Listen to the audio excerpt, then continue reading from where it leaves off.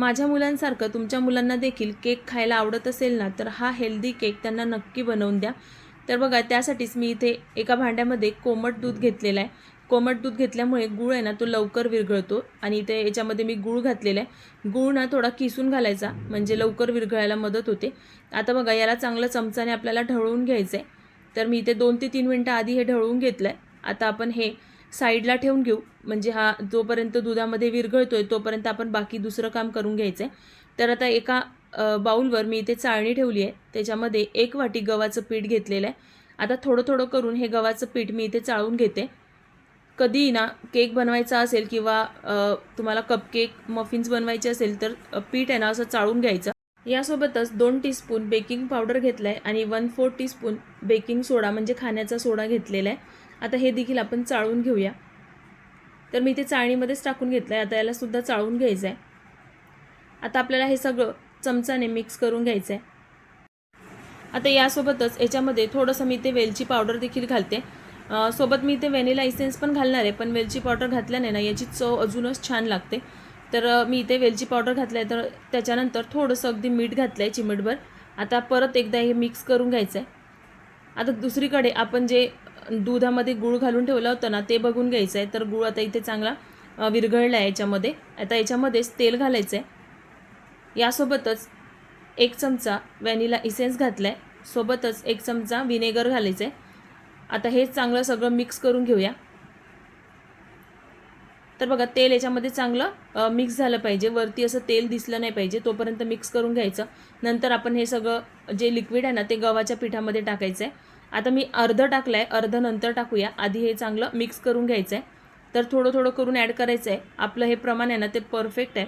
त्याच्यामुळे मला आता जेवढं लागत होतं आता मला ना हे पूर्ण लागते, त्याच्यासाठी मी पूर्ण याच्यामध्ये टाकलं आहे. आता हे चांगलं मिक्स करून घेऊया. आता एवढं घातल्यानंतरसुद्धा तुमचं जर पीठ घट्ट राहत असेल ना तर तुम्ही ते 2 चमचे वरून दूधसुद्धा घालू शकता. आता हे पीठ आहे ना थोडंसं घट्टसरच असते. आता बघा हे चांगलं असं चमचाने मिक्स करून घ्यायचं आहे. जास्त ओव्हर मिक्सिंगसुद्धा याला करायची नाही आहे.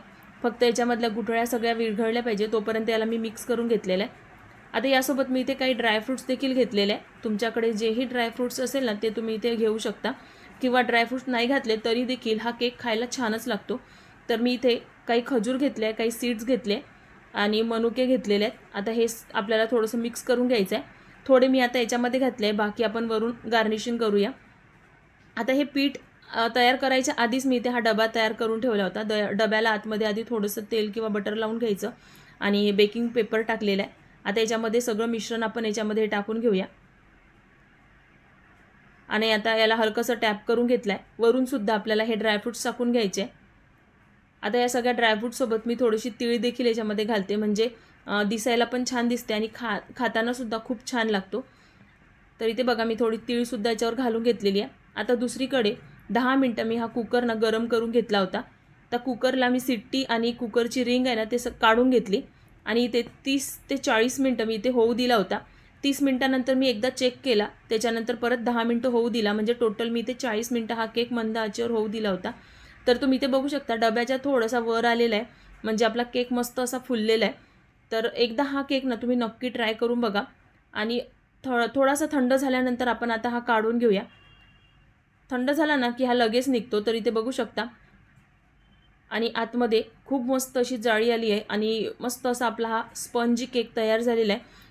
तुम्ही ते बघू शकता मस्त असा केक आपला फुललेला आहे आणि याला जाळी देखील मस्त आलेली आहे आणि चवीला तर खूप छान लागतो. तुम्ही एकदा या पद्धतीने नक्की ट्राय करून बघा. आता मी तुम्हाला हातात घेऊन याची जाळी देखील दाखवते. तर इथे बघू शकता मस्त अशी ही जाळी आलेली आहे. अजिबात हा दबलेला नाही आहे किंवा डेन्स झालेला नाही आहे आणि अगदी हेल्दी आहे. भरपूर असे आपण ड्रायफ्रूट्स घालून हा केक बनवलेला आहे. मुलांना जर जास्त केक खायला आवडत असेल ना तर हा उत्तम असा पर्याय आहे. तुम्ही ह्या मुलांना नक्कीच देऊ शकता. जर तुम्हाला डिटेल इन्ग्रेडियंट्सची लिस्ट पाहिजे असेल ना तर मला तुम्ही कमेंट करा, मी तुम्हाला त्याची लिस्ट पुरवते. तर इथे बघू शकता मस्त अशी आतून जाळी आलेली आहे आणि मस्त असा फ्लफी आपला केक तयार झाला आहे. रेसिपी थोडी जरी आवडली असेल ना तर व्हिडिओला लाईक करा. सोबतच चॅनलवर नवीन असाल तर चॅनलला सबस्क्राईब नक्की करा. सोबत तुम्ही माझी रेसिपी कुठल्या सिटीतून बघताय ते सुद्धा मला कमेंट बॉक्समध्ये कळवा. चला तर मग.